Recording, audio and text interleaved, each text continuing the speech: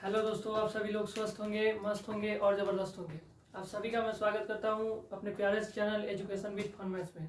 तो दोस्तों, जैसा कि हमने पिछले लेक्चर्स में किया था transpose of matrix, symmetric and skew symmetric matrix, उसी टॉपिक से आगे एक रिलेटेड बढ़ाए हुए एक टॉपिक है जिसका नाम है ऑर्थोगोनल मैट्रिक्स। तो मैंने आपको बताया था कि ट्रांसपोज सिमेट्रिक और स्क्यू सिमेट्रिक मैट्रिक्स में आपको रिलेशंस बताए थे। वही रिलेशंस में मैंने आपको बताया था कि मैंने कुछ वर्ड प्रॉब्लम्स के सवाल जो कि symmetric and skew symmetric matrix से रिलेटेड है वो डिस्कस करेंगे। उसके बाद हम लोग ऑर्थोगोनल मैट्रिक्स के प्रॉपर्टीज, ऑर्थोगोनल मैट्रिक्स का टाइप्स और इसके दो एग्जांपल्स करेंगे और एक दो एग्जांपल्स आपको SW दिया जाएगा। तो ठीक है, तो बिना समय को बर्बाद करते हुए अपने लेक्चर को स्टार्ट करते हैं। ठीक है, तो देखिए सबसे पहला हमारा क्वेश्चन क्या है, ध्यान से पढ़िए। हमारा क्वेश्चन ये है कि A and B are symmetric so that A plus B plus B plus BA is symmetric and AB minus BA is skew symmetric. तो सबसे पहले हम थोड़ा सा आपको पिछला लेक्चर का रिवीजन करा देते हैं। तो सिमेट्रिक मैट्रिक्स की अगर बात करें तो वो होता क्या है, ध्यान से सुनिए। सिमेट्रिक मैट्रिक्स जो अपने पास होता है वो होता था क्या, सिमेट्रिक मैट्रिक्स, और होता था दूसरा होता था skew symmetric matrix. Symmetric matrix और स्क्यू सिमेट्रिक मैट्रिक्स, इसमें क्या करते थे, ये जो होता था A equal to A transpose होता था, ठीक है। और ये स्क्यू सिमेट्रिक जो होता था A equal to minus of A transpose. अगर इस तरह अगर आपको देखना नहीं पसंद है तो आपको ऐसे पढ़े होइएगा कि A ऑफ आई जे जो होता था वो होता था A ऑफ जे आई, मतलब I is replaced with J and J is replaced with I। और यहाँ पे अगर हम बात करें तो A ऑफ आई जे होता था माइनस ऑफ A जे आई। ये आपको दोनों बात अच्छे तरीके से ध्यान में रखना था। जो भी सिमेट्रिक एंड स्क्यू सिमेट्रिक के सवाल आएंगे यही से सवाल है। तो हमसे क्वेश्चन क्या पूछा था, ध्यान से पढ़िए। A and B are symmetric. तो सबसे पहली बात अगर हम क्वेश्चन को देखें तो हमारा क्वेश्चन में क्या है कि A और B जो अपने पास जो मैट्रिक्स है वो सिमेट्रिक है। तो ध्यान से देखिए, तो A and B are symmetric, इसका मतलब क्या हुआ कि अगर A और B सिमेट्रिक है तो इसका मतलब क्या होगा कि A जो होगा वो A ट्रांसपोज के बराबर आ जाएगा और B जो अपने पास होगा वो क्या हो जाएगा, B ट्रांसपोज के बराबर आएगा। ठीक है, आगे पढ़िए। So that AB plus BA is symmetric, मतलब AB प्लस BA को सिमेट्रिक करना है। तो ये सिमेट्रिक कब होगा, जब AB प्लस BA का ट्रांसपोज को हम AB प्लस BA के बराबर प्रूव कर दें। मतलब इसको कर दें, अगर हम इसको प्रूव कर दें तो हमारा क्या हो जाएगा, ये मैट्रिक्स सिमेट्रिक मैट्रिक्स हो जाएगा। ठीक है, तो ध्यान से देखिए ए बी प्लस बी ए। तो हम आपने आपको बताया था कि ट्रांसपोज ऑफ ए मैट्रिक्स का कुछ कंसेप्ट आपको बताए थे। तो हमने सबसे पहली बात जानते हैं कि sir transpose of A matrix होता क्या है। ट्रांसपोज ऑफ अ मैट्रिक्स, इसका काम क्या था, इसमें हमने 4 रूल्स किए थे। मैंने आपको एग्जांपल्स के लिए होमवर्क भी दिया था। तो ट्रांसपोज ऑफ मैट्रिक्स में अगर हम बात कर लें तो ये होता था A प्लस बी का अगर हम ट्रांसपोज करते थे तो वो सिंगल सिंगल ट्रांसपोज के साथ टूट जाता था। तो वो क्या होता था, A transpose plus B transpose, क्या होता था, ये होता था। और दूसरा हम बात किए थे, एक रिवर्सिबल प्रॉपर्टी था। ये क्या कहता था कि अगर AB का जो ट्रांसपोज है तो ये उल्टा करके फेंक देता है ट्रांसपोज को, तो B transpose into A transpose.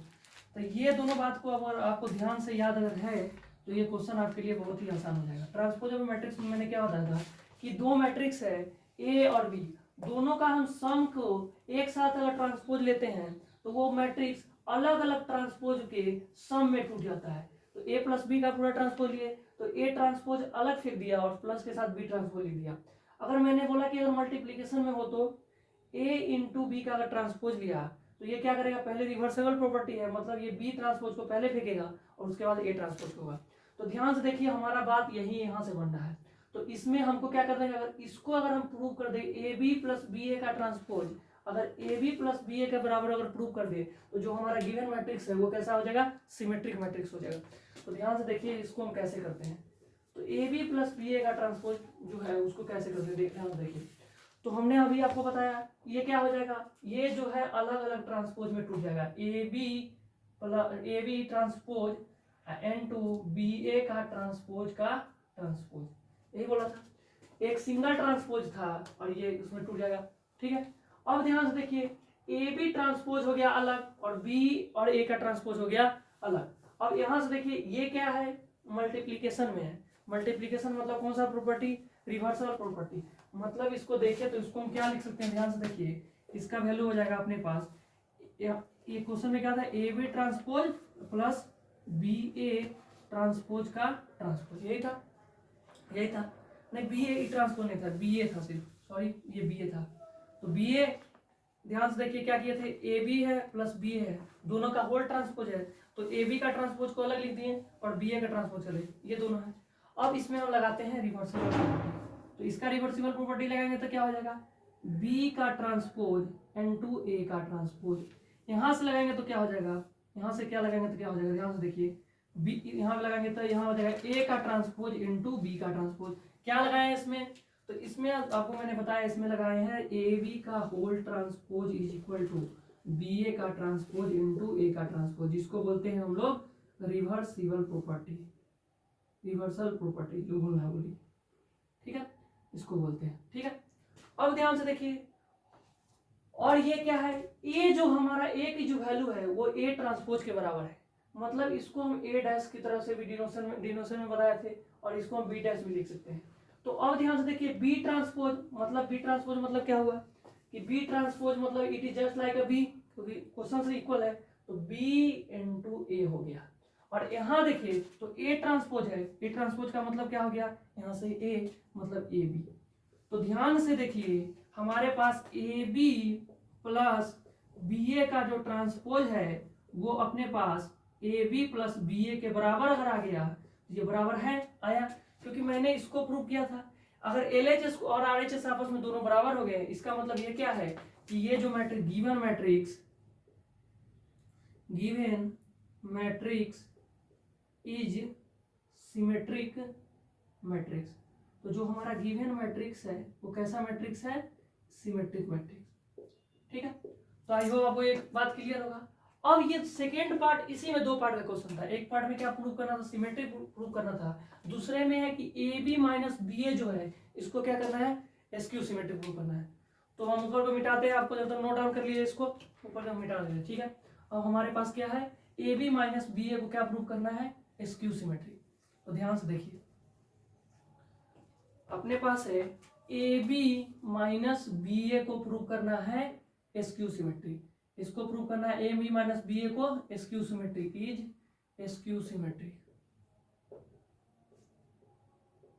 अच्छा, एसक्यू सिमेट्रिक में हम लोग क्या जानते थे, एसक्यू सिमेट्री का कंसेप्ट हम लोगों ने क्या जाना था कि जो A B minus B A का ट्रांसपोज जो लेंगे वो क्या हो जाएगा, माइनस आ जाएगा, क्योंकि हमने पढ़ा था क्या एसक्यू सिमेट्री के लिए कि भैया ए ऑफ आई जे जो होता था वो क्या होता था, माइनस ऑफ ए जे आई होता था, यही होता था। तो इसको अगर हम देखें एसक्यू सिमेट्रिक है, तो ए एंड बी आर यहाँ तो सिमेट्रिक है, तो मतलब यहाँ से तो हम देखें तो इसका मतलब यही है, ए और बी जो क्वेश्चन में सिमेट्रिक दिया है तो ये दो रिलेशन का तो हम यूज कर ही लेंगे। तो इसका अगर हम ट्रांसपोज देखिए तो A B minus B A का ट्रांसपोज अगर देखिए तो इसका मतलब क्या प्रूव करना है, इसका मतलब A B minus B A का नेगेटिव साइन, क्यों, क्योंकि नेगेटिव साइन इसलिए हो गया क्योंकि यहाँ पे हम लोगों ने पढ़ा है ए ऑफ जी है, यहाँ से अगर थोड़ा सा हम इसको सिंप्लीफाई करें तो क्या हो जाएगा, minus of A B plus B A, इसका मतलब हो गया बी ए माइनस अगर ए बी प्रूव कर दें जो हमारा मैट्रिक्स है वो कैसा मैट्रिक्स हो जाएगा, एसक्यू सिमेट्रिक। तो फिर से हम वही रूल लगा रहे हैं क्योंकि ये दोनों क्या है, पहली बात ये दोनों माइनस में है, तो वहां पे अगर हम देखते थे तो क्या होता था कि ये अलग अलग टूट जाता था, ए बी का ये होल ट्रांसपोज हो जाएगा माइनस बी ए का होल ट्रांसपोज हो जाएगा, यही पढ़े थे। तो यहां से क्या हो जाएगा, ये भी मल्टीप्लीकेशन में है ये भी मल्टीप्लीकेशन में है, तो हम कौन सा रूल लगाएंगे, रिवर्सल प्रॉपर्टी। रिवर्सल प्रॉपर्टी क्या कहता है कि इसका अपोजिट कर दिया B transpose into A transpose minus यहां से कर देंगे A transpose into B transpose, ठीक है। और ध्यान से देखना है कि ए ट्रांसपोज का वैल्यू क्या है, ए ट्रांसपोज का वैल्यू ए मतलब यहां से डालेंगे बी ए और यहां से डालेंगे ए ट्रांसपोज का वैल्यू क्या है ए और यहां से मतलब बी ए, तो B A minus A B का वैल्यू कैसा आना चाहिए, B A minus A B है, तो हमारा B A minus A B है, इसका मतलब क्या हो गया कि माइनस ए बी और प्लस बी ए, यही हुआ। क्योंकि देखिए हम क्या करना चाह रहे हैं कि मैंने आपको बताया कि ये कैसा मैट्रिक्स प्रूव करना है हमको, एसक्यू सिमेट्रिक मैट्रिक्स। तो एसक्यू सिमेट्रिक मैट्रिक्स का कंडीशन क्या था कि ए ऑफ आई जे जो होता था वो ए ऑफ माइनस जे आई होता था। तो आपने कहा कि भैया इसका लेना पड़ेगा ट्रांसपोज। अगर हम जैसे ही इसका ट्रांसपोज लें तो ये जो वैल्यू है इसका नेगेटिव साइन के साथ आएगा। अगर नेगेटिव साइन के साथ है मतलब minus A B plus B A, इसका मतलब हो गया कि B A minus A B हो गया अपने पास। अब ध्यान से देखिए, ये दो मैट्रिक्स आपस में प्लस या माइनस में है और इसके ट्रांसपोज है, तो मैट्रिक्स आपस में अलग अलग मैट्रिक्स टूट जाता था। तो ए बी का ट्रांसपोज लिया, माइनस बी ए का ट्रांसपोज लिया, और यहाँ से देखिए मल्टीप्लीकेशन में मैट्रिक्स है तो हमने यूज किया था रिवर्सल प्रॉपर्टी। और रिवर्सल प्रॉपर्टी अपने को क्या बताता है कि अगर जो है उस ए और बी आपस में दो मैट्रिक्स मल्टीप्लीकेशन में और उसका ट्रांसपोज लेना है तो क्या करिए, उसका अपोजिट करके बाहर फेंकिए मैट्रिक्स। तो बी ट्रांसपोज को पहले बोला, ए ट्रांसपोज को बाद में किया, और बी ट्रांसपोज यहाँ से ए ट्रांसपोज बी ट्रांसपोज। अब देखो भाई बी ट्रांसपोज का वैल्यू क्या, क्योंकि भैया ए और बी सिमेट्रिक मैट्रिक्स है, अगर सिमेट्रिक मैट्रिक्स है तो मतलब B transpose is equal to B, तो यहाँ पे वैल्यू किया बी, यहाँ ए माइनस ए बी, और B A minus A B अगर हमारा बराबर आ गया इसका मतलब क्या है कि hence this matrix is skew symmetric. तो आपको यहाँ से क्या ध्यान रखने वाली बात यह है कि अगर आपको पिछला वीडियो अगर देखे होइएगा तभी आपको ये बात समझ में आए। मैंने वैसे आपको कंसेप्चुअल समराइज किया था इस वीडियो में। मैंने आज ये पहला क्वेश्चन इसलिए आपको लिया क्योंकि मैंने आपको बताया था कि आज हम कुछ वर्ड प्रॉब्लम के सवाल करेंगे सिमेट्रिक एंड एस्क्यू सिमेट्रिक में, ताकि आपका जो कंसेप्ट है, जो हमने आपको ट्रांसपोज का प्रॉपर्टीज कराया था, वो यहाँ पे यूज करवाने के लिए क्वेश्चन लाया। तो ट्रांसपोज का प्रॉपर्टी अगर पिछले लेक्चर्स में अगर नहीं अगर आप देखे हैं तो आपको मैं कमेंट सेक्शन में जरूर आप बताइएगा, और इसको वीडियो में लिंक डिस्क्रिप्शन बॉक्स में दे दिया जाएगा वीडियो का लिंक, ठीक है। तो ये आपका skew symmetric and askew symmetric matrix का काम खत्म हो गया। तो आज का जो मेरे पास जो टॉपिक है एक बहुत ही नया आसान सा टॉपिक है जिसका नाम है ऑर्थोगोनल मैट्रिक्स। तो हम बात कर लेते हैं ऑर्थोगोनल मैट्रिक्स को, ठीक है। तो इसको आपको नोट डाउन करना है, नोट डाउन कर लीजिए, ठीक है। हम बात कर लेते हैं अपने नया टॉपिक है जो कि है ऑर्थोगोनल मैट्रिक्स। ध्यान से देखिए ऑर्थोगोनल मैट्रिक्स क्या होता है। अगर आपको पिछला वीडियो क्लियर है तो यहाँ भी बहुत ही आसान तरीका है ऑर्थोगोनल मैट्रिक्स समझने का। अगर सिमेट्रिक एस्क्यू सिमेट्रिक अगर ट्रांसपोज अगर आपको नहीं आता है तो ऑर्थोगोनल भी आपको समझ में नहीं आएगा, क्योंकि वो पिछले वीडियो से रिलेटेड है, ठीक है। अब देखिए ऑर्थोगोनल मैट्रिक्स क्या कहता है, ध्यान से देखिए ऑर्थोगोनल मैट्रिक्स बात कर रहे हैं उसका टाइप कैसा होता था, कौन सा मैट्रिक्स होता था। मैंने सारे के सारे मैट्रिक्स का टाइप्स एग्जांपल्स के साथ कराया था, कराया हुआ मैट्रिक्स के प्लेलिस्ट में आपको मिल जाएगा। ऑर्थोगोनल मैट्रिक्स, तो मैंने जितने भी सारे मैट्रिक्स पे बात कर रहा हूँ सारे के सारे जो मैट्रिक्स है वो हम स्क्वायर मैट्रिक्स पर बात कर रहे हैं। अब भैया स्क्वायर मैट्रिक्स क्या होता है हम पहली बार देखने आए हैं। तो स्क्वायर मैट्रिक्स ऐसा मैट्रिक्स होता है जिसमें number of rose and number of columns क्या होनी चाहिए, बराबर होनी चाहिए। तो ऑर्थोगोनल मैट्रिक्स किस कंडीशन के लिए यूज होता है भैया, तो मैंने कहा कि देखिए कि कैसा मैट्रिक्स होना चाहिए। सबसे पहली बात ये कैसा मैट्रिक्स होना चाहिए, एक स्क्वायर मैट्रिक्स होना चाहिए। अब स्क्वायर मैट्रिक्स में क्या था कि number of rose and number of columns उसमें क्या होनी चाहिए, बराबर होनी चाहिए। अगर ऐसा है तो कैसा मैट्रिक्स है, स्क्वायर मैट्रिक्स। ये कहता है कि इट एग्जिस्ट अ फील्ड, ये कैसा करता है, इट एग्जिस्ट अ फील्ड, मान लेता हूं ये एक फील्ड को एग्जिस्ट करता है, जैसे जिस फील्ड का नाम कैपिटल मान लीजिए यहाँ ए दे दिया हूं, चलिए ए देता हूं, ए सच दैट ये क्या कह रहा है कि such that A into A transpose जो है इसकी वैल्यू आई के बराबर आनी चाहिए। आपको ये सबसे कोई मतलब नहीं है, ये इंग्लिश का कोई मतलब नहीं है, डेफिनेशन से आपको कोई मतलब नहीं है, आपको मैथमेटिकल बात ये ध्यान रखनी है। क्या बोला कि देखिए सबसे पहली बात है ऑर्थोगोनल मैट्रिक्स, तो कैसा मैट्रिक्स होना चाहिए, स्क्वायर मैट्रिक्स होना चाहिए। स्क्वायर मैट्रिक्स होने के साथ साथ इसके पास दूसरा प्रॉपर्टी क्या होना चाहिए कि ए इंटू ए का ट्रांसपोज जो हम करें उसका वैल्यू आई आ जाए।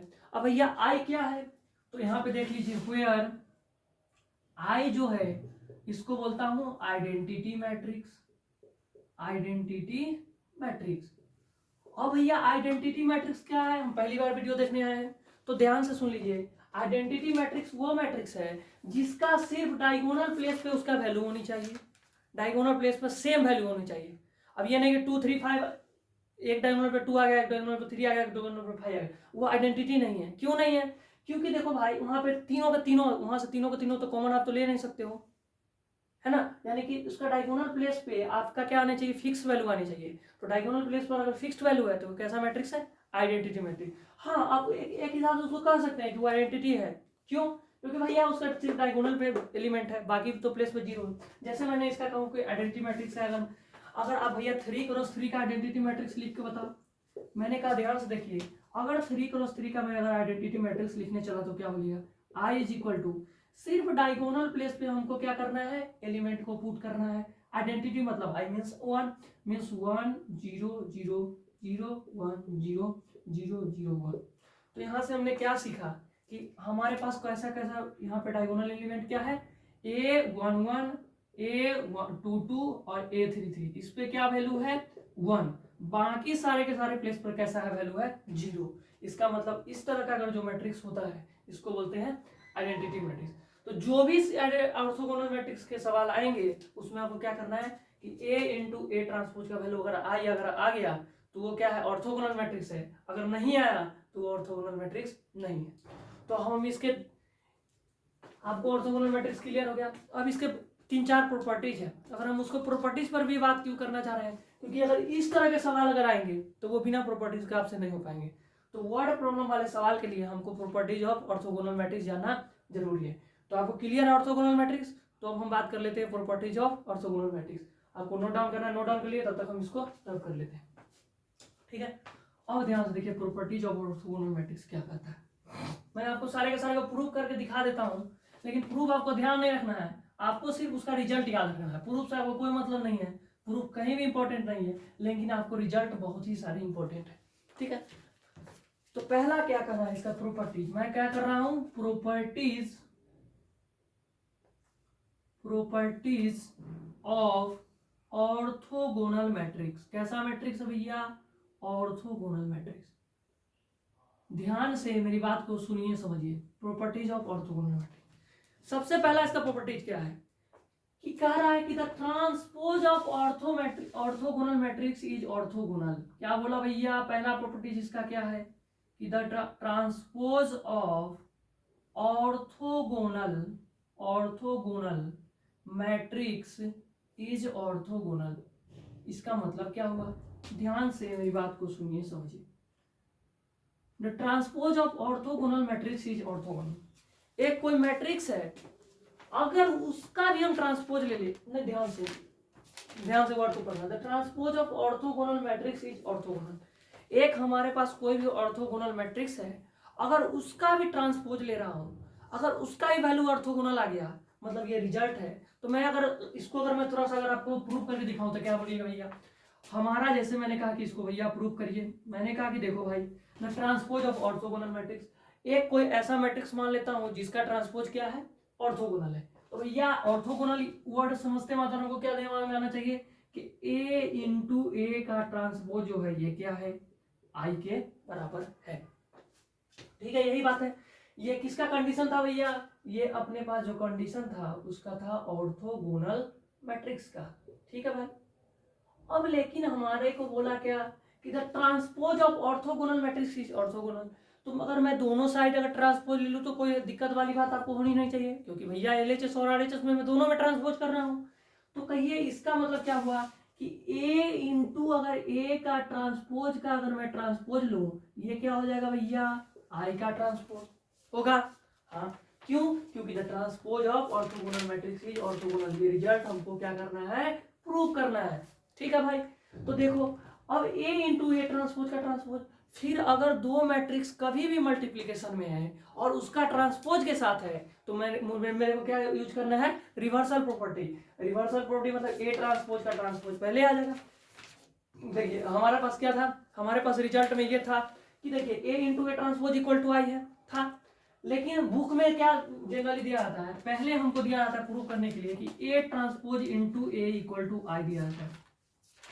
ठीक है, तो मैंने ऑर्थोगोनल मैट्रिक्स वहां भी बताया था कि इसका कंडीशन यही, पहले ट्रांसपोज ही लिख दीजिए, उसके बाद A इक्वल टू आई कर दीजिए। पीछे से भी करिएगा तो कोई दिक्कत नहीं है, A इंटू ए ट्रांसपोज भी करिए, चाहे A ट्रांसपोज इंटू ए करिए, कोई दिक्कत नहीं है, आंसर आ ही जाएगा। लेकिन जब कभी भी हम इसके प्रॉपर्टीज को प्रूव करें तो प्रॉपर्टीज में हम एक जेन्युइन उसका जो होता है उससे बात करेंगे, जेन्युइन जो बात कर रहा है। तो अगर क्योंकि अगर प्रॉपर्टीज में अगर हम इंटरचेंज कर देंगे, अगर A को पहले लिख देंगे तो हमारा थोड़ा सा रिवर्सल प्रॉपर्टी वहां पे थोड़ा सा लगाना गलत हो जाएगा, तो मतलब उसकी रिजल्ट गलत थोड़ा सा आएगा। तो मेरे को ये याद रखना है कि A transpose into A equal to I. अब देखो भैया, इसका अगर मैं ट्रांसपोज करूं तो क्या होगा भैया, तो आपने कहा कि पहले तो रिवर्सिबल प्रॉपर्टी लगाएगा, मतलब पहले बैक को मारो उसके बाद सामने वाला को मारो, मतलब ए का ट्रांसपोज N2 ए का ट्रांसपोज इज इक्वल टू आई होगा भाई। क्लियर है? ठीक है, इसका मतलब क्या हुआ, इसका मतलब इससे क्या आपने देखा, इसने आपसे देखा कि भैया ए डैश इंटू ए डैश का डैश, मतलब इसको ट्रांसपोज इक्वल टू आई, मतलब क्या प्रूफ क्या कर दिया आपने कि the transpose of orthogonal matrix is orthogonal. तो मैंने ट्रांसपोज लिया, तो ट्रांसपोज का भी ऑर्थोगोनल जो मैट्रिक्स था वो भी किसके बराबर आ गया, ऑर्थोगोनल। मतलब जो ये रिजल्ट है ये बिल्कुल सही रिजल्ट है। तो आपको क्या याद रखना है कि the transpose of orthogonal matrix is orthogonal. क्या आपको इतना बात क्लियर है? ठीक है, इसके बाद हम चलते हैं इसके रूल नंबर 2, ये इसका प्रॉपर्टीज नंबर 2। प्रॉपर्टीज नंबर 2 क्या कर रहा है कि द इनवर्स ऑफ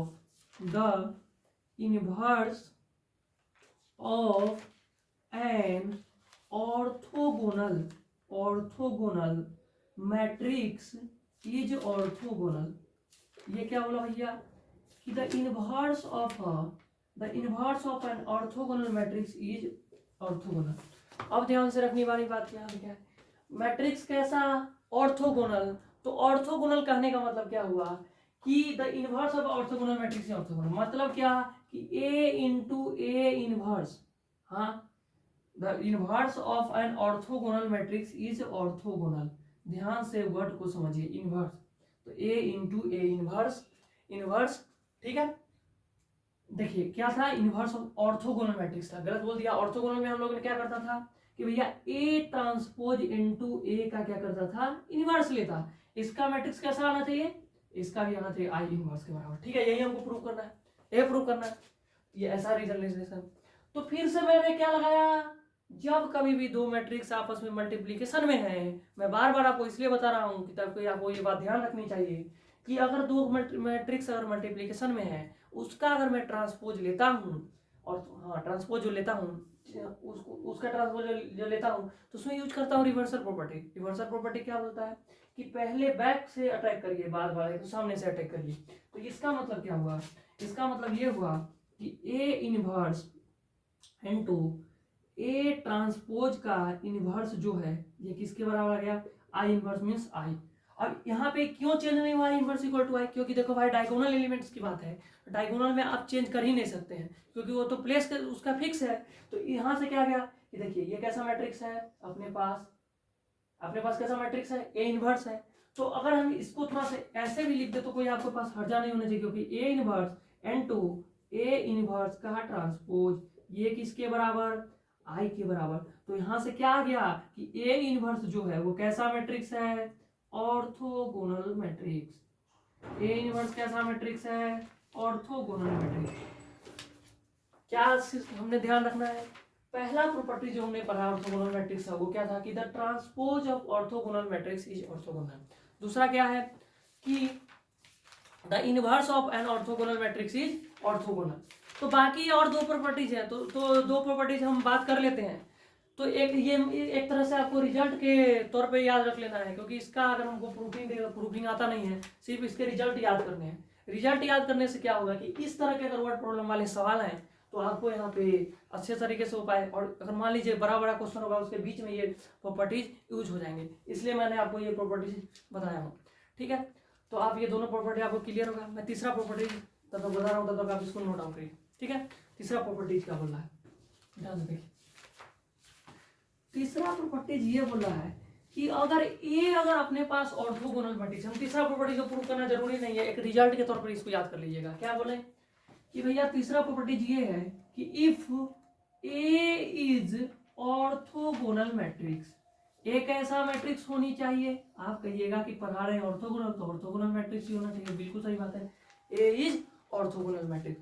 देन ये क्या बोलता है कि ए का जो वैल्यू है वो ±1 के बराबर आनी चाहिए। ये ध्यान से रखना, अगर ए ऑर्थोगोनल मैट्रिक्स है तो उसका डिटरमिनेंट जो हम करते हैं उसकी वैल्यू किसके बराबर आनी चाहिए, ±। ये बहुत ही इंपॉर्टेंट रिजल्ट है, इसको आपको बिना सोचे समझे चारों के चारों मैं जो रिजल्ट बताऊंगा उसको आपको दिमाग में बसा लेना है। ठीक है, ये तीसरा प्रॉपर्टी है। चौथा प्रॉपर्टीज क्या करा, ध्यान से सुनिए। हमने क्या क्या प्रॉपर्टीज पढ़ा, पहला पढ़ा कि हमने ट्रांसपोज किया ऑर्थोगोनल मैट्रिक्स का, वो क्या आया, ट्रांसपोज आ गया। दूसरा क्या पढ़ा कि इन्वर्स किया ऑर्थोगोनल मैट्रिक्स का, वो भी उसका इन्वर्स कैसा आया, ऑर्थोगोनल आया। तीसरा क्या पढ़ा कि अगर ए ऑर्थोगोनल मैट्रिक्स है तो जो ए का डिटर्मिनेंट है वो प्लस माइनस 1 के बराबर आएगा, ठीक है। चौथा प्रॉपर्टी क्या कर रहा है कि हमने द प्रोडक्ट ऑफ, भैया कह रहा है कि the product of two orthogonal matrices, क्या बोला कि दो ऑर्थोगोनल मैट्रिक्स के product, the product of two orthogonal matrices, ठीक है, of the same order is orthogonal. Word को ध्यान से यहाँ सुनिएगा, अगर वर्ड को ध्यान से नहीं सुनिएगा तो आप यहाँ पे गलत कर दीजिएगा। मेरे बात को सुनिए, ऑर्थोगोनल मैंने क्या बोला कि दो मैट्रिक्स है, the product of two orthogonal matrix और same order is orthogonal. Same order कहने का मतलब क्या हुआ कि वो स्क्वायर मैट्रिक्स के लिए वैलिड है, बाकी मैट्रिक्स के लिए वैलिड नहीं है। क्यों? क्योंकि ऑर्डर मींस अगर मैंने देखूं रोज और कॉलम्स जिसमें स्क्वायर मैट्रिक्स में ही बराबर होते हैं, बाकी में तो रोज और कॉलम्स तो बराबर होते ही नहीं है। मतलब अगर मैंने 3x3 के लिए बात किया, क्या आप 3x2 के लिए यूज करिए? नहीं, क्योंकि वो स्क्वायर मैट्रिक्स नहीं है। तो क्या बोला, the product of two orthogonal matrices of the same order is orthogonal. अब इसको प्रूव करके दिखाइए, ध्यान से सुनिए। इसका अगर प्रूफ अगर आपको देखना है तो देख लीजिए इसका प्रूफ। क्या बोला कि दो ऑर्थोगोनल मैट्रिक्स है, तो पहला मान लेता हूं कि A and B are two orthogonal matrix. A और बी अपने पास क्या है, दो ऑर्थोगोनल मैट्रिक्स है, ठीक है, मैट्रिक्स है। तो ऑर्थोगोनल मतलब क्या कि ए का जो ट्रांसपोज इनटू ए जो होना चाहिए वो कितना होना चाहिए भैया, आई के बराबर, और बी का ट्रांसपोज इनटू बी का वैल्यू क्या होना चाहिए, आई के बराबर, ठीक है, यही तो होनी चाहिए, यही पढ़े हैं ऑर्थोगोनल मैट्रिक्स के लिए, ठीक है। अब क्या बोला कि the product of two orthogonal matrices of the same order is orthogonal. ये दोनों के प्रोडक्ट करें तो इसका मतलब क्या हुआ कि भैया ए बी का transpose into A B का वैल्यू अगर हम आई ला दे, प्रूव कर दे, तो मैट्रिक्स हमारा कैसा हो जाएगा, ऑर्थोगोनल मैट्रिक्स हो जाएगा, ठीक है, यही बात है। इसको मिटा रहे हैं, इसको आप नोट डाउन कर लिया होगा, इसको मिटा रहे हैं। तो यही हमारा रिजल्ट है ना कि अगर हमने दोनों को प्रोडक्ट कर दिया और प्रोडक्ट का ट्रांसपोज के साथ इनटू जो मैट्रिक्स था उसको अगर ले लिया, अगर ये अगर आई के बराबर अपने पास आ गया तो कैसा मैट्रिक्स है, ऑर्थोगोनल। अब क्या है, फिर वही बात कल वाला लेक्चर से बहुत इंपॉर्टेंट है कि यही लगाना है रिवर्सिबल प्रॉपर्टी। क्यों? क्योंकि दो मैट्रिक्स आपस में मल्टीप्लिकेशन में है और उसका हम ले रहे हैं ट्रांसपोज। तो B transpose into A transpose into A into B equal to I, यही था, हाँ यही था।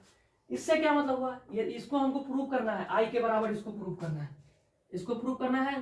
तो ये हम आई लिखना छोड़ दें, क्यों? क्योंकि एलएचएस से खेल रहे हैं तो आरएचएस को हमको एक समय के लिए छोड़ देना पड़ेगा। तो ध्यान से देखिए अब क्या हुआ यहाँ से, तो इसको लिख सकता हूँ बी ट्रांसपोज, और ये दोनों मैट्रिक्स को हम क्या कर देते हैं आपस में मल्टीप्लीकेशन। इससे फायदा क्या भैया, इससे फायदा अपने पास को ये होगा कि A transpose into A into B. अगर आपने ध्यान से पढ़ा कि ए और बी कैसा मैट्रिक्स था, ऑर्थोगोनल, तो ऑर्थोगोनल का कंडीशन क्या था कि ए ट्रांसपोज इनटू ए का वैल्यू क्या, यहां से कहिएगा भैया आई है, तो यहां से डालिए तो यहाँ के वैल्यू क्या जाएगा, B transpose into I into B, ठीक है, यही बात है। और इससे फायदा क्या कि फिर देखिए बी ट्रांसपोज इनटू बी, इसका भी वैल्यू क्या है, आई है, तो भैया आई इनटू आई। अब कहिएगा कि आई इनटू आई, तो कोई भी दो मैट्रिक्स है, आइडेंटिटी दो मैट्रिक्स है, आइडेंटिटी मैट्रिक्स, दोनों को दोनों मल्टीप्लाई जो करिएगा वो भी तो एक आइडेंटिटी मैट्रिक्स आएगा। मतलब ये रिजल्ट क्या हो गया, प्रूव हो गया। तो हमने जो आज पढ़ा, सबसे पहली बात पढ़ा ऑर्थोगोनल मैट्रिक्स। तो ऑर्थोगोनल मैट्रिक्स में आपको क्या ध्यान रखना है, सबसे पहला कंडीशन क्या था कि वो जो मैट्रिक्स होनी चाहिए वो कैसा मैट्रिक्स होनी चाहिए, स्क्वायर मैट्रिक्स। स्क्वायर मैट्रिक्स के साथ साथ दूसरा रिजल्ट हमको क्या याद रखना था कि ए का ट्रांसपोज और ए का जो मल्टीप्लीकेशन है वो अगर आई के बराबर, आई मीन्स आइडेंटिटी मैट्रिक्स के बराबर अगर आ गया तो हमारा कैसा मैट्रिक्स है, ऑर्थोगोनल मैट्रिक्स। अगर बराबर नहीं आया तो ऑर्थोगोनल मैट्रिक्स नहीं है। इसके बाद हमने इसका चार प्रॉपर्टीज पढ़ा, आपको चारों के चारों प्रॉपर्टीज एकदम ध्यान रखने हैं। पहला प्रॉपर्टी क्या पढ़ा कि अगर ए अगर ऑर्थोगोनल मैट्रिक्स है तो उसका ट्रांसपोज भी ऑर्थोगोनल मैट्रिक्स होगा। ए अगर इन्वर्स मैट्रिक्स है तो उसका इन्वर्स भी क्या होगा, कोई भी मैट्रिक्स है उसका इन्वर्स भी ऑर्थोगोनल मैट्रिक्स इन्वर्स होगा। तीसरा में क्या पढ़ा कि और अगर ए ऑर्थोगोनल है तो उसका डिटरमिनेंट का वैल्यू प्लस माइनस 1 होगा। और चौथा पढ़ा कि दो ऑर्थोगोनल मैट्रिक्स अगर सेम ऑर्डर के हैं तो उसका प्रोडक्ट अगर सेम ऑर्डर के हैं तो वो जो मैट्रिक्स आएगा वो कैसा मैट्रिक्स होगा, ऑर्थोगोनल मैट्रिक्स। तो ये सब आज के जो हमारा जो थ्योरी था वो कंप्लीट हुआ। अब इसके हम क्वेश्चंस कर लेते हैं, ठीक है। तो क्वेश्चन नंबर 2 देखिए, क्वेश्चन नंबर 3 हम 2 3 एक ही जैसा क्वेश्चन है, तो इसमें से कोई एक ही करेंगे, एक आपको होमवर्क में करना है, और ये क्वेश्चन अच्छा क्वेश्चन है तो इसको यहाँ पे कर लेंगे, ठीक है। तो क्वेश्चन नंबर 2 देखिए, क्वेश्चन नंबर 2 क्या बोल रहा है, ध्यान से देखिए। Verify that the matrix is orthogonal. सबसे पहली बात कर रहा है कि जो हमारा गिवन मैट्रिक्स है उसको क्या प्रूव करना है, ऑर्थोगोनल मैट्रिक्स प्रूव करना है। तो क्वेश्चन हम पहले ध्यान से लिख लीजिए, क्वेश्चन क्या बोल रहा है, क्वेश्चन नंबर 2 है, 2 क्या बोल रहा है कि ए का वैल्यू जो अपने पास है 1/3 2 1 1 2 -2 2 1 2 2 -2 -1, यही है अपने पास। हमको क्या बोला है कि verify the matrix is orthogonal. तो हमको प्रूव क्या करना है, to prove A transpose into A is equal to, हमको प्रूव करना है आई। अगर आ गया तो हमारा मैट्रिक्स कैसा है, ऑर्थोगोनल। अगर नहीं आया तो ऑर्थोगोनल नहीं है। तो ए का ट्रांसपोज कैसे करेंगे कि ट्रांसपोज में क्या करते थे, रोज को कॉलम के साथ इंटरचेंज, कॉलम को रोज के साथ इंटरचेंज। तो आपको बताइए इसमें रोज कितना, 3 रोज है, 3 रोज है, 3 कॉलम भी है, 3 कॉलम भी है, यही 3 रोज और 3 कॉलम है। तो क्या करना है हमको, कॉलम को रोज के साथ इंटरचेंज और रोज को कॉलम के साथ इंटरचेंज। तो यहां से देखिए ये हमारा क्या है रोज, तो इसका 1 2 2 2 1 -2 -2 2 -1। ध्यान से देखिए दोनों का दोनों वैल्यू अलग अलग है, क्यों, क्योंकि हमने इसको इंटरचेंज किया। अब करना है ए इंटू ए का ट्रांसपोज, दोनों मैट्रिक्स को क्या करना है आपस में मल्टीप्लीकेशन। 1/3 और 1/3 ये क्या है, एक कांस्टेंट है, तो कांस्टेंट को पहले मल्टीप्लाई कर दीजिए, तो 1/9 हो गया। अब आपको दोनों मैट्रिक्स को मल्टीप्लाई करना है, 1 2 -2 2 1 2 2 -2 -1, और यहां से जो करेंगे तो इसका वैल्यू क्या है भैया, इसका वैल्यू 1 2 2 2 1 -2 -2 2 -1, ठीक है। अब मैट्रिक्स मल्टीप्लिकेशन करते कैसे, तो इसमें आपको क्या बात ध्यान रखना है कि कोई भी हमको, हमारा काम क्या है, पहला मैट्रिक्स के एक रोज को फिक्स कीजिए और दूसरा मैट्रिक्स के हर एक कॉलम के साथ एक एक बार जाके मल्टीप्लाई करिए, और उसको क्या करना है, ऐड करना है। तो इसमें कितना बार चलेगा लूप, 3 बार चलेगा, क्योंकि हमारा पहला लूप, पहला क्या था, पहला का रोज है और दूसरा का कॉलम के साथ मल्टीप्लिकेशन करना है। तो 1 × 1 तो 1 +2 × 2 4 +2 × 2 4, ठीक है। अब यह इसको फिक्स रखना है, अब इसके साथ जाकर मल्टीप्लाई करना है, 1 × 2 2 +2 × 1 2 2 -2 -4, यहाँ से फिर 1 × -2 तो -2, फिर 2 × 2 +4 और 2 × -1 -2, ये अपने पास आया, ठीक है। दूसरी बार में क्या करना है, पहला रोज को तो मैंने फिक्स कर दिया, दूसरी बार में दूसरा रोज को फिक्स कीजिए और कॉलम तीनों के साथ जाके आपस में मल्टीप्लाई करिए। तो 2 × 1 2 होगा, 1 × 2 +2 -2 × 2 -4 2 × 2 4 +1 -2 × -2 -2 क्या हो जाएगा, +4 हो जाएगा, ठीक है। और यहाँ से देखें तो 2 × -2 तो -4, 1 × 2 +2 -2 and 2 -1 +2, ठीक है। यहाँ से देखिए -2 × 1 तो -2, 2 × 2 +4 -1 × 2 -2, ठीक है। यहाँ से देखिए -2 × 2 -4 2 × 1 +2 -1 × -2 मतलब +2 होगा, ठीक है। यहाँ से देखें तो इसका वैल्यू क्या है, -2 × -2 4 2 × 2 4 -1 × -1 मीन्स +1। तो यहाँ से देखिएगा तो इसका वैल्यू क्या आ रहा है अपने पास 1/9, और ध्यान से देखिए इसका 9 0 0 0 9 0 0 0 9 यही वैल्यू आ रहा है, ठीक है। इसका मतलब 9 के सारे डायगोनल एलिमेंट्स क्या है, 9 9 9, तीनों के तीनों डायगोनल एलिमेंट्स सेम है, इसका मतलब 9 टोटल से क्या हो जाएगा, कॉमन हो जाएगा। तो 9 × 1/9 और यहाँ हो जाएगा 1 0 0 0 1 0 0 0 1, यहाँ से इसका मतलब 9 से 9 को कैंसिल कर दिया। और ये कैसा मैट्रिक्स है, ये अपना एक आइडेंटिटी मैट्रिक्स है, और इसका ऑर्डर कैसा है, तो ऑर्डर भैया 3 × 3 का मैट्रिक्स। तो हमने यहाँ से A × A ट्रांसपोज × A का वैल्यू किसके बराबर प्रूफ कर दिया, I के। तो गिवन मैट्रिक्स जो हमारा दिया हुआ है वो कैसा मैट्रिक्स है, ऑर्थोगोनल मैट्रिक्स।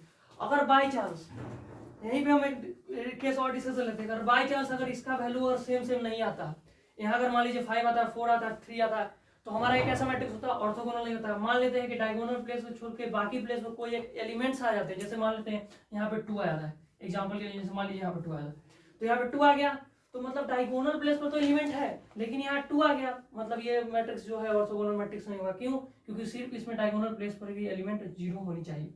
आई होप आपको ये वाला क्वेश्चन अच्छे तरीके से क्लियर होगा।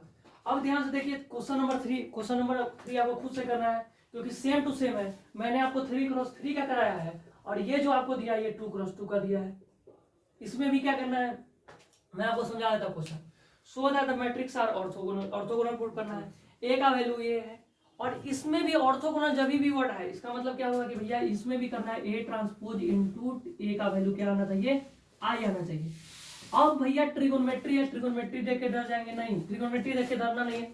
क्यों? क्योंकि देखो cos थीटा और sin थीटा है और sin थीटा cos थीटा, मतलब आपको एक रिलेशन ये याद रखना है, इसमें क्या यूज करना है, sin square theta plus cos square theta का वैल्यू 1, बस इतना ही आपको रिलेशन याद रखना है। क्या याद रखना है कि ट्रिगोनोमेट्री था cos थीटा sin थीटा, कोई दिक्कत नहीं है। तो cos था तो हमने रिलेशन पढ़ा था कि sin square theta plus cos square theta है, उसका वैल्यू 1। अगर जहां जहां अगर ऐसा बनेगा उसका वैल्यू 1 हो जाएगा, नहीं बनेगा तो उसका वैल्यू, तो आपको अगर आपको प्रूफ, अगर मान लीजिए प्रूफ करना है तो आपको रिजल्ट कैसा आना चाहिए, तो आपका रिजल्ट जो आई का वैल्यू जो आना चाहिए 2x2 का था, मतलब 1 0 0 1।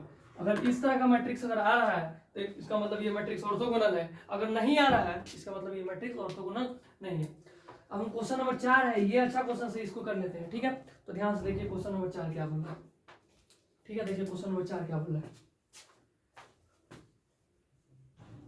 क्वेश्चन नंबर 4 जो है अब तब तक पढ़िए, इसमें 3 हम लोग परपेंडिकुलर लाइन यानी कि हमारे थोड़ा सा 3D ज्योमेट्री का कंसेप्ट है, ठीक है।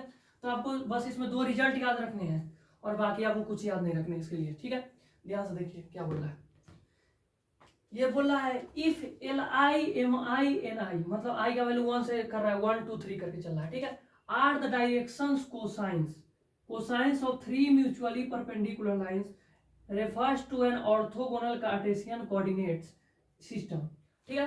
अगर कोऑर्डिनेट कार्टेशियन कोऑर्डिनेट सिस्टम मतलब क्या हो गया कि इसमें ऑर्थो कितना है आपके पास, कितना कोऑर्डिनेट है LMY, मतलब एक कैसा है, जैसे मैंने कहा कि देखो भाई इस तरह का सिस्टम है, ये x है, ये y है, ये z है, ठीक है। तो इस केस में कैसा, और ये क्या बोला है, are the directions cosines of 3 mutually perpendicular line, मतलब ये एक दिखने से तो नहीं लग रहा है लेकिन ये तीनों के तीनों आपस में क्या है, म्यूचुअली परपेंडिकुलर है। म्यूचुअली परपेंडिकुलर मतलब तीनों के तीनों जो एंगल है वो आपस में क्या 90 डिग्री। क्या बोला, आर डायरेक्शन कोसाइंस। तो इस केस में रिजल्ट हमको क्या याद रखना होता है, एक रिजल्ट ये होता है L square plus M square plus N square is equal to 1, ठीक। और दूसरा रिजल्ट इसमें क्या होता है कि आपस में LM plus MN plus LN का वैल्यू जो होता है ये होता है 0। ये हम कहाँ प्रूव करेंगे, जब हम 3D लेक्चर, जब 3D ज्योमेट्री पर जहाँ बात करेंगे वहां पे ये प्रूव करेंगे। अभी इसको प्रूव करना कोई जरूरी बात नहीं है, क्योंकि हमको सिर्फ ये दोनों रिजल्ट याद रखना है। ये रिजल्ट इसको याद कर लेना है कि ये कब होता है, जब म्यूचुअली परपेंडिकुलर होता है। म्यूचुअली मतलब आपस में तीनों के तीनों परपेंडिकुलर होते हैं, तब इस रिजल्ट को याद करते हैं। ये क्या है, इसके लिए इंपॉर्टेंट रिजल्ट है, तो इसको आपको याद करना है, ठीक है। अब आप क्वेश्चन देखिए क्या बोला कि prove that the matrix is orthogonal. जो हम करते आ रहे हैं वही करते जाएंगे, इसमें कोई दूसरा काम नहीं करेंगे। ऑर्थोगोनल मैट्रिक्स के लिए हम लोगों ने क्या पढ़ा था कि A transpose into A equal to I prove करते थे, यही करते थे। हाँ, तो हमारा जो ये मैट्रिक्स है इसको मैं 1 मिनट के लिए A मान लूँ इसकी वैल्यू, तो इसका मतलब क्या हुआ कि A का वैल्यू जो अपने पास है वो क्या है भैया, L1 L2 L3 M1 M2 M3 N1 N2 N3, यही हमारे पास मैट्रिक्स है। और हमको क्या करना है, इसका ट्रांसपोज लेना है। तो ट्रांसपोज इसका क्या होगा कि जो रोज है वो कॉलम्स में आ जाएंगे, कॉलम से वो रोज में आ जाएंगे। इसका मतलब क्या हुआ, इसका मतलब यहां से ये हुआ कि L1 M1 N1 L2 M2 N2 L3 M3 N3, ठीक है। इसमें क्या किया, इसमें क्या हुआ, यहां से यहां तक आने में रोज और कॉलम का क्या हुआ, इंटरचेंज हुआ। क्योंकि मैंने आपको कल बताया है ट्रांसपोज के बारे में, तो ध्यान से फिर से सुन लीजिए कि इसमें क्या करते थे, रोज और कॉलम्स को क्या करते थे, इंटरचेंज करते थे। अब ध्यान से देखिए इसको कैसा मैट्रिक्स प्रूव करना है, ऑर्थोगोनल। तो ऑर्थोगोनल के लिए ए ट्रांसपोज इनटू ए का वैल्यू क्या आना चाहिए, आई के बराबर आना चाहिए। तो ए ट्रांसपोज का वैल्यू क्या है अपने पास, ये है, तो L1 M1 N1 L2 M2 N2 L3 M3 N3, यही है। और ए का वैल्यू क्या है, ऊपर से ये वाला वैल्यू है, मतलब क्या है भैया, L1 L2 L3 M1 M2 M3 N1 N2 N3, यही है। हाँ, तो क्या काम करते थे, यही फिर से मैट्रिक्स, दो मैट्रिक्स आपस में मल्टीप्लिकेशन करने हैं, तो पहला मैट्रिक्स को रोज को फिक्स कीजिए, दूसरा मैट्रिक्स के हर एक कॉलम के साथ जाके मल्टीप्लाई कीजिए और ऐड करते चले जाइए। तो इसका मतलब क्या हुआ कि L1 का स्क्वायर, हाँ, प्लस यहाँ से करेंगे तो L1 का स्क्वायर, यहाँ से क्या हमारा वैल्यू सही है, L1 का स्क्वायर प्लस L2 का होल स्क्वायर प्लस L3 का होल स्क्वायर। क्या हमने यहाँ सही किया, ए का वैल्यू क्या था, L1 M1 N1 L2 M2, मतलब यहाँ से कर दिए L1 M1, हाँ हाँ यही तो था, सही तो है, L2 का स्क्वायर प्लस L3 का स्क्वायर। ये तो रिजल्ट हम पढ़े नहीं है, मतलब कहीं कंफ्यूजन हो रहा है। ए ट्रांसपोज क्या था, ए तो हमारा वैल्यू ये था, ए ट्रांसपोज का वैल्यू क्या था, L1 L2 L3 M1 M2 M3 N1 N2 N3, इसके लिए ए ट्रांसपोज क्या था, ए ट्रांसपोज का वैल्यू ये था। और हमारे पास L1 L2 L3, हाँ, और इसके लिए हम देखें तो चलिए आगे करते हैं, L1 M1, तो क्या था, तो ए इंटू ए ट्रांसपोज का वैल्यू हमारे पास क्या आना चाहिए, आई के बराबर आना चाहिए। ए का वैल्यू क्या है, तो भैया ए का वैल्यू ये सारे के सारे मैट्रिक्स है, क्या हो जाएगा, L1 L2 L3 M1 M2 M3 N1 N2 N3, ठीक है। और n का ए ट्रांसपोज का वैल्यू क्या था, ए ट्रांसपोज का जो वैल्यू था ये तो अपने पास था L1 M1 N1 L2 M2 N2 L3 M3 N3, ठीक है। तो पहला रोज को फिक्स कीजिए, बाकी के कॉलम के साथ जाके मल्टीप्लाई कर लीजिए, तो क्या हो जाएगा अपने पास L1 square plus M1 square plus N1 square, ठीक है। L1 L2 plus M1 M2 plus N1 N2, ठीक है।